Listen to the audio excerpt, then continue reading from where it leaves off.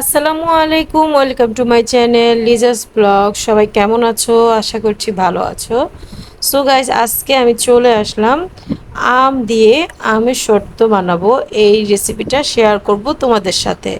তা আমি কিভাবে তৈরি করি সেটাই তোমাদের সাথে তুলে ধরবো। আমি দেশের গ্রামের বাড়ি থেকে আসছি, তোমরা দেখতে পেরেছো। তো আমি গ্রামের বাড়ি থেকে আসার সময় আমি এই আমগুলো নিয়ে আসছিলাম, যেহেতু আমাদের গাছে 2 দিন বৃষ্টি নামছিল।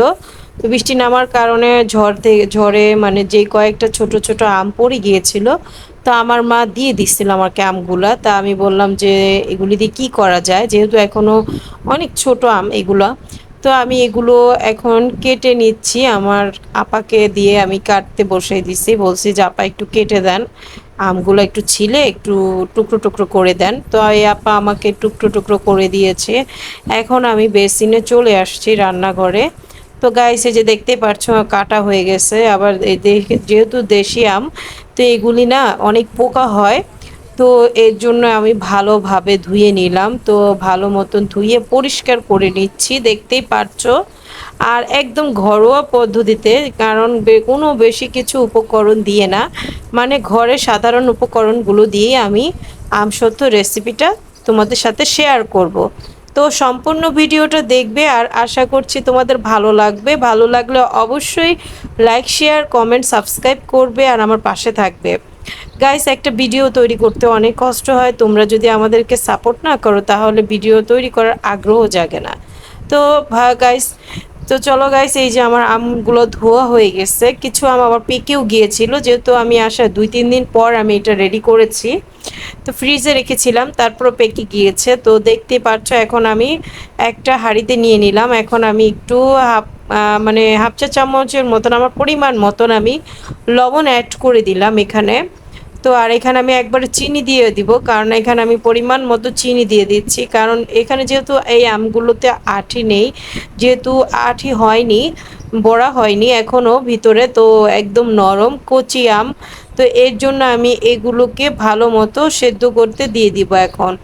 সো গাইস, দেখতে পাচ্ছ আমি চুলোয় বসিয়ে দিয়েছি। এখন আমি চুলোয় বসিয়ে দিয়ে লো হিটে ঢেকে দিব, কারণ এই যে 5 মিনিট পরে আমি রান্নাঘরে আবার চলে আসছি। আসার পরে দেখি সুন্দর আমের থেকে অনেক পানি উঠেছে, আবার চিনিটাও গলে গিয়েছে।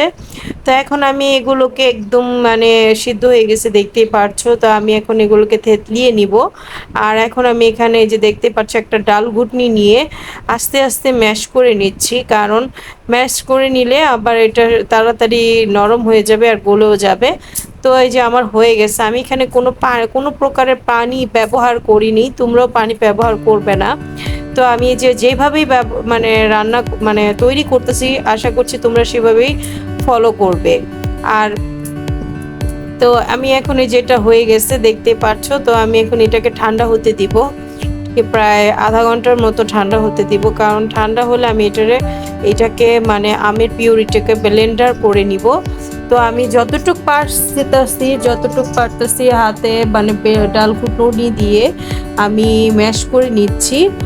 আর যতটুক মানে মানে এই আস্তে আস্তে থাকবে সেগুলা তোমার ব্লেন্ডার করলে মিহিন হয়ে যাবে, একদম মিহিন হয়ে যাবে, একদম স্মুথ হয়ে একটা বেটার তৈরি হয়ে যাবে, দেখতেই পারবে। তো গাইস, এই যে আমার হয়ে গেছে এখন।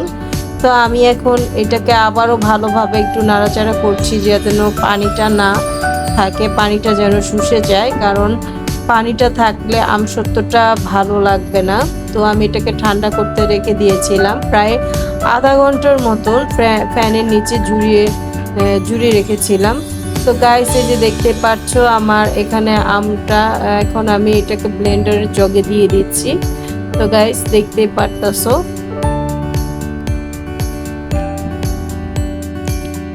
তো এখন আমি ব্লেন্ডার জগে সবগুলো নিয়ে নিলাম, দেখতেই পাচ্ছো গাইস। এখন আমি এটাকে ব্লেন্ডিং করে নিব। তো ব্লেন্ডিং করে নেওয়ার পরে স্মুথ একটা বেটার হয়ে যাবে। তো গাইস চলো, আর এই যে তোমাদের কাছে যদি ব্লেন্ডার না থাকে কিংবা চিকন ছাঁকনি থাকলে হাত দিয়ে ছেঁকে নিতে পারো। তো আমি যেহেতু আমার কাছে ব্লেন্ডার আছে, তো আমি শর্টকাটের মধ্যে ব্লেন্ডিং করে নিচ্ছি, যেন আর কষ্ট করে ছাঁকতে না হয়। তো দেখতেই পাচ্ছ, আর খুব অল্প আম, মানে আমগুলো সিদ্ধ করার পরে অল্প হয়েছে, একটা বড় মানে একটা আম সত্ত্ব হয়েছে। গাইস একটা আমসত্ব হয়েছে। তো এই যে দেখতে পাচ্ছ, তো এখন আমার ব্লেন্ডিং করা হয়ে গেছে। এখন আমি থালের মধ্যে একটু পরিমাণ তেল দিব। তো হালকা পরিমাণ তেল দিয়ে দিচ্ছি, দেখতেই পাচ্ছ। তো তেলটা দেওয়া ব্রাশ করে নিচ্ছি চারোদিকে, কারণ এই তেলে ব্রাশ করাটার কারণ যখন আমসত্ত্বটা শুকিয়ে যাবে তখন একদম স্মুথ ভাবে আমসত্ত্বটা উঠে যাবে, কারণ কোথাও লেগে থাকবে না। তো আমি এর জন্য তেলটা সরিষার তেল ব্রাশ করে দিলাম।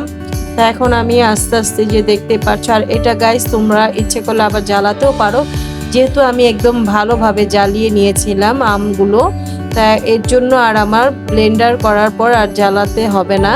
তো আমি এর জন্য একদম আস্তে আস্তে এখন ডাইরেক্ট শুকাতে দিয়ে দিব।